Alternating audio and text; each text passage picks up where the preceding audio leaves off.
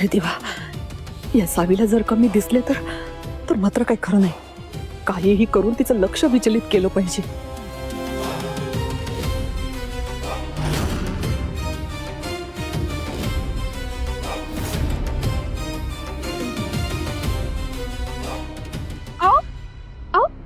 ठीक आहात ना तुम्ही?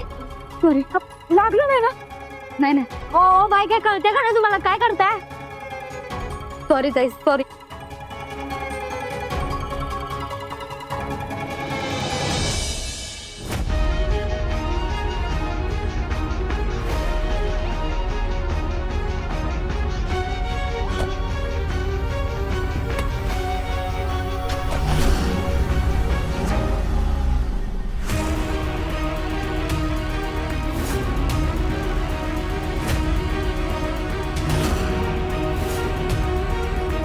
एवढं काय काय करून इथपर्यंत आले आणि हाती काहीच लागलं नाही.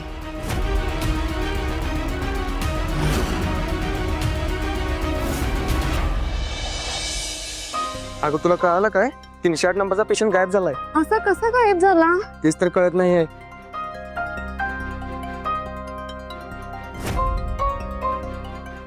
सावी,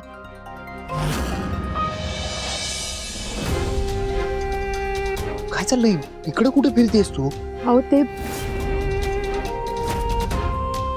दामिनी मॅडम इथे आहेत असं मला वाटतंय, पण हे धैर्यांना नको सांगायला. सावी, नाही काही नाही. अहो ते पेशंट पळाला नाही, ते नेमका काय गोळ आहेत तेच बघायला आले होते. बोला ना, ते शिंत्रेंचा नंबर ॲड्रेस काही मिळालं का?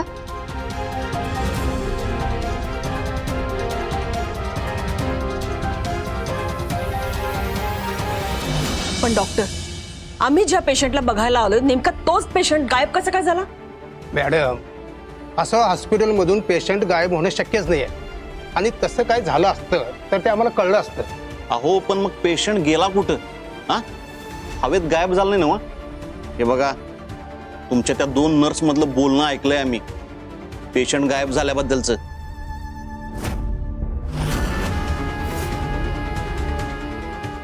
तुमचा काहीतरी गैरसमज झालेला आहे. त्याचं काय आहे मॅडम, मुळात त्या बेडवर पेशंट नव्हताच. आणि तिथं जर पेशंट असला असता तर तो गायब व्हायचा मुद्दाच नव्हता. तुम्हाला कुठून तरी चुकीची माहिती मिळालेली आहे. चुकीची माहिती? असं कसं होऊ शकतं? आता ते मी कसं सांगू शकेन मॅडम? इथं जे काय घडते ते मी सांगू शकतो. या तुम्ही.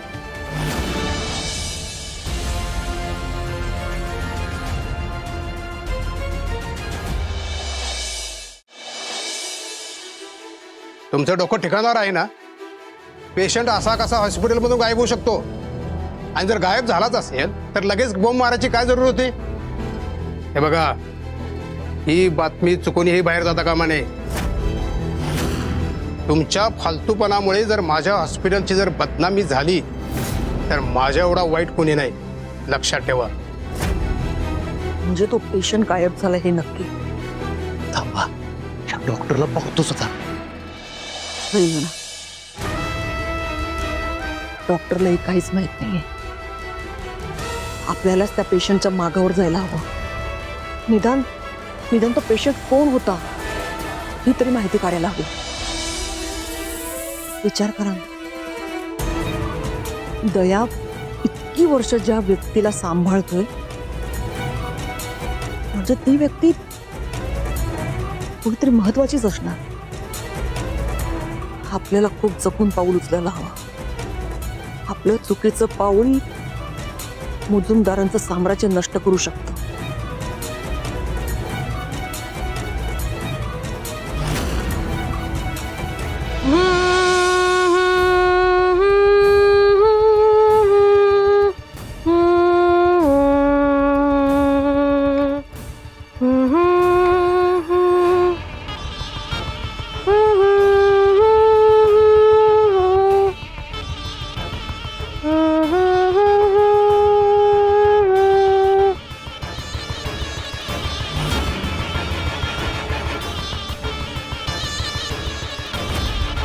मधुसूदन नाव आहे ना तुझं? काय विचारते मी? बोल ना. मधुसूदन नाव आहे ना तुझं? काय विचारते मी? मधुसूदन नाव आहे ना तुझं?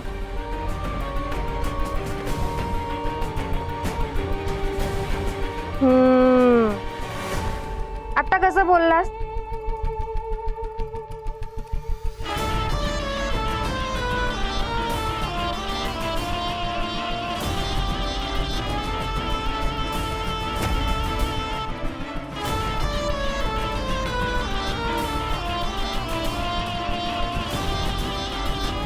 एक सांगू, त्या सावीने तुझा चिवटपणा घेतलाय. नाही म्हणजे आत्याने तुला इतका मारण्याचा प्रयत्न केला तरी तू जिवंत राहिलास. दामिनी मुजुमदार सारख्या बाईच्या हातून वाचलास म्हणून स्वतःला खूप ग्रेट समजत असशील ना तू? अरे हट! तू वाचलास कारण माझ्या बाबांनी वाचवलं तुला. माझ्या बाबांनी पोचलं ना म्हणून तू जिवंत राहिलास. म्हणून तू जिवंत राहिलास. पण नशीब पण कसं असतं ना, ज्याने तुला वाचवलं ते माझे बाबा, तेच आता या जगात नाही.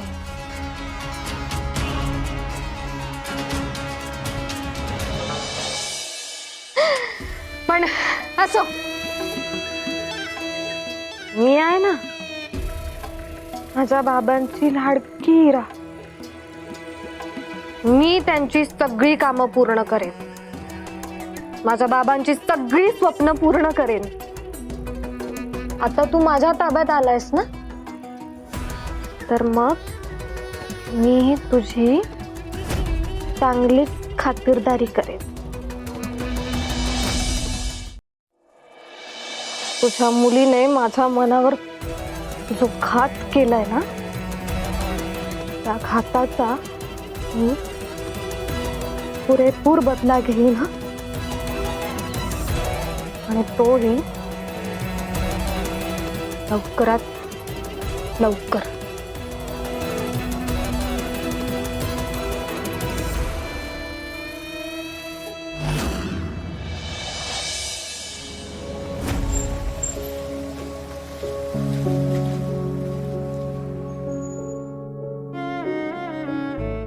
किती आशेनं गेलते आज. वाटलं होतं आज हॉस्पिटलमध्ये पप्पांच्या शेवटच्या मिशन बद्दल माहिती मिळेल. खरं काहीच कळलं नाही.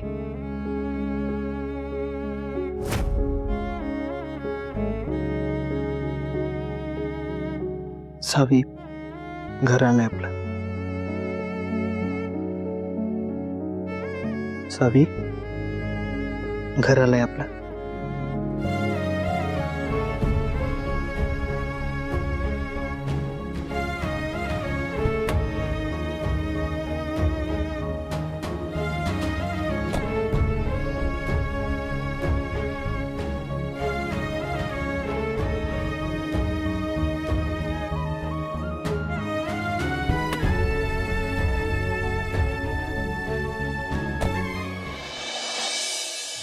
हिरा, अगं काय चाललंय हे? कोण आहेत? इथे इथे कुठे घेऊन आली आहेस त्यांना? माझ्या लाडक्या सवतीचे लाडके बाबा आहेत हे. मग आपण त्यांची काळजी घ्यायला नको का? अगं काय बोलतेस हिरा? शुद्धीत नाही आहेत ते. यांना पोसून काय मिळणार आहे आपल्याला? आई, हा आई, तू बस बस बरं, बस बस बस. फायदा आहे.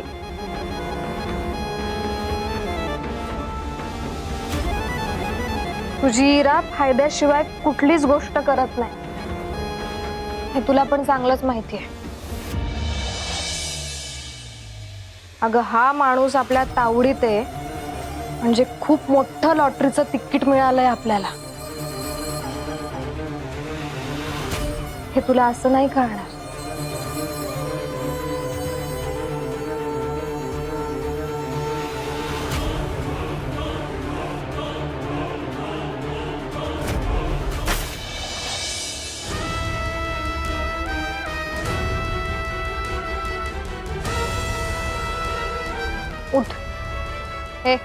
उठ उठ उठ ए उठ उठ उठ उठ ना उठ उठ उठ उठ अरे किती वर्षापासून झोपलाय किती वर्षापासून झोपलाय माझ्या बाबांनी ना फिक्स डिपॉझिट करून ठेवलंय तुझं मग आता ती एफडी मोडायची वेळ आली उठ म्हणते ना मी उठ उठ उठ उठ उठ उठ मधुसूदन नाईक उठ उठ ना ए डोळे उघड तुझे डोळे उघड उघड डोळे डोळे डोळे उघड उठ उठ उठ उठ उठ उठ उठ उठ उठ उठ उठ उघड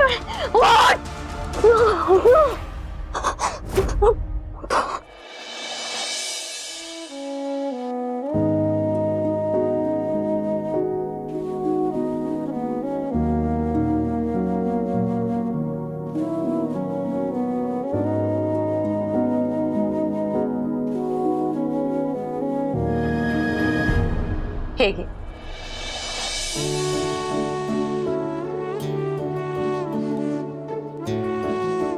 काय झालं ना काम बरं राहू दे तू सरबत घे बाहेरून दगदग करून आलीयस एवढी उन्हातानाची पी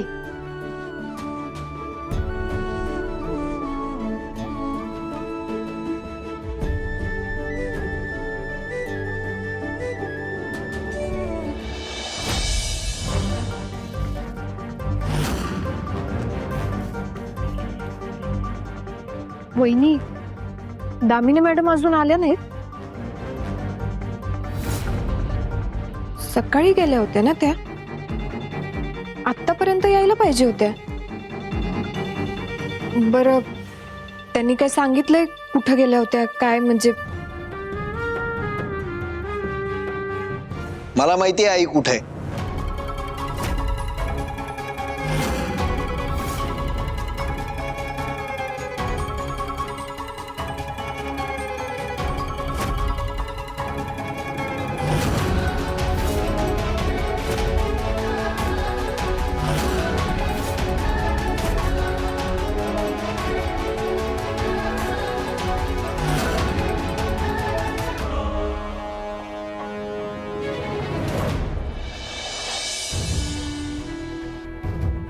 सावी तू लग्न करून आल्यापासून मी तुझी कधीच हौसमौस करू शकले नाही बघ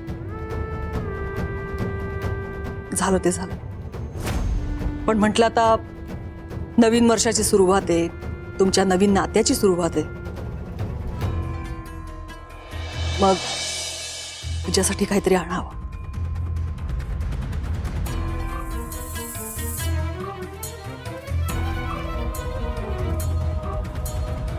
हे तुझ्यासाठी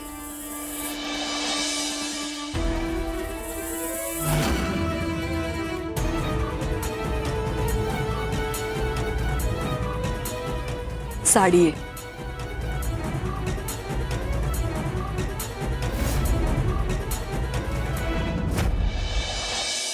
तुझ्यासाठी आणि नीतासाठी सुद्धा साडी आणले नाराज व्हायची गरज नाहीये आणि हो पुरणपोळ्यांची तयारी झाली आहे का नाही अजून करायला घेते लगेच नाही राहू दे आज मिस करते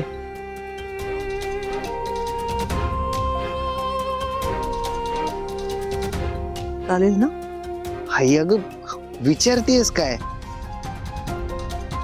एवढ्या दिवसांनी तुझ्या हातच्या पुरणपोळ्या खायला मिळणार म्हणजे चालेल काय पळेल की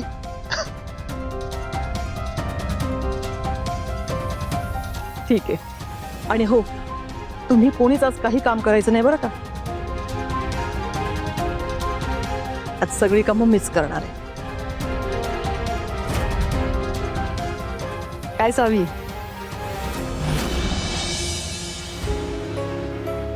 काय ग मी तुला गिफ्ट केलेलं आवडलं नाहीये का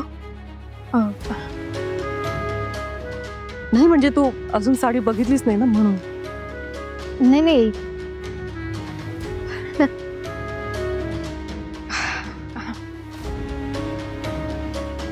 मस्त आहे साडी. थँक्यू. अगं थँक्यू काय, सासू आहे ना मी तुझी. पण हो, मला तुमच्या चॉईसच्या साड्या काही कळत नाही बाबा. मी दुकानात गेले, दुकानदाराला म्हटलं चांगल्या साड्या दाखवा, त्यातल्या सिलेक्ट करून आणल्यात मी. बरं चला, मी तयारीला लागते. एका रात्रीत एखादी व्यक्ती एवढं कसं काय बदलू शकते? बाई बाई बाई, मज्जा आहे हा एका मुलीची. आणि त्यात आज सगळं काम सासूबाईच करणार आहेत. आणि काम त्या करणार म्हटल्यावर नवरा बायकोच्या मध्ये यायला कोणीच नाही. हा, हा, मी जाते. हा, तर तुम्हा दोघांमध्ये मी उगाच कबाब मध्ये हड्डी कशाला. मी जाते. मज्जा आहे कुणाची तरी.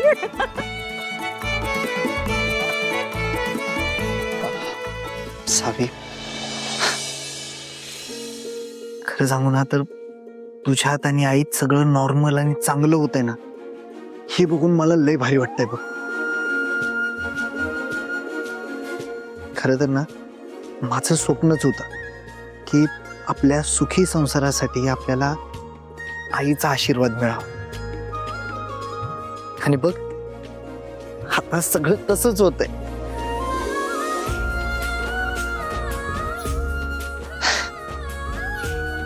सावी, मी समजू शकतो सध्या तुझ्या डोक्यात लई काही चाललंय, लई टेन्शन आहे.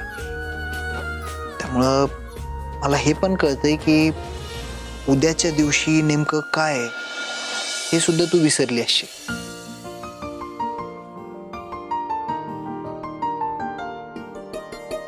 उद्या काय आहे उद्या? एकदा आठवून बघ बरं, आठवतंय का काही? सांगा की धैर्य. 1 वर्षापूर्वी उद्याच्याच दिवशी इथंच 7 फेरे घेऊन 7 जन्माची गाठ जुळली गेली आपली. उद्या आपली मॅरेज अॅनिव्हर्सरी आहे. अरे हो की, उद्या अॅनिव्हर्सरी आपली. सॉरी धैर्य, मी विसरूनच गेले बघा. सावी, इट्स ओके, हरकत नाही. अहो असं कसं हरकत नाही? कशी काय विसरले मग, मला काही कळणच झालंय बघा. खरंच सॉरी. म्हणजे मी सावी सावी सावी, अगं लक्षात नाहीये हेच तर संसारात बुडून गेल्याचं लक्षण आहे काय. आणि तसंय आपण एक टीम आहे, मग दोघांपैकी एकाच्या जरी लक्षात राहिलं तरी चालतंय की. आणि तू बघच, उद्याचा दिवस मी माझ्या बायकोसाठी इतका स्पेशल बनवणार आहे ना, आयुष्यभर तिच्या लक्षात राहील.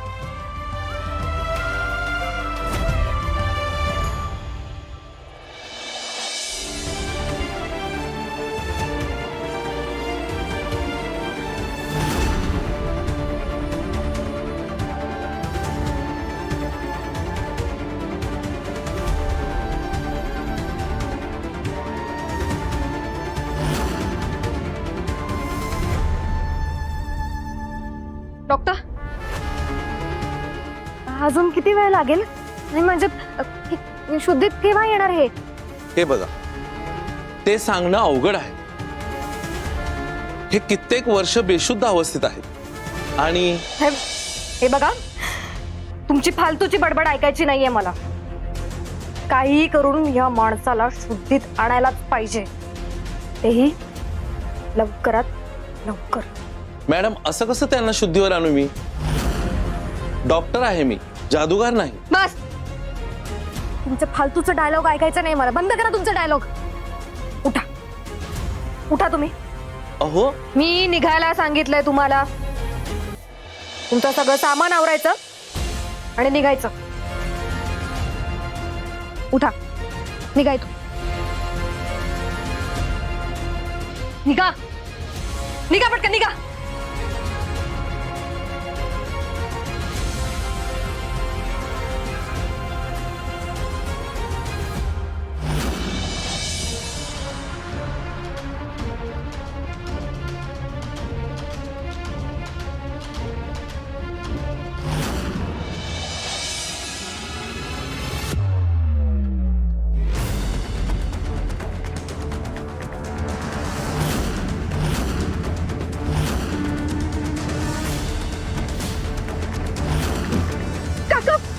सॉरी सॉरी, उठा बरं. सॉरी सॉरी, खरंच सॉरी. लागलं का तुम्हाला?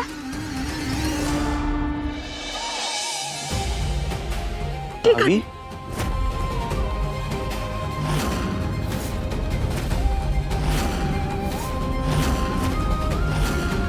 पप्पा,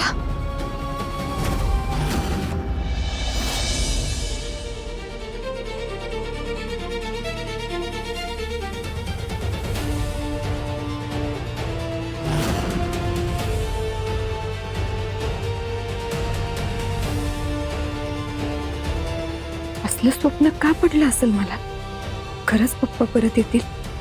देवाला पण हेच सांगायचं असेल का मला? का रोज रोज पप्पांचा विचार करून असं स्वप्न पडलंय?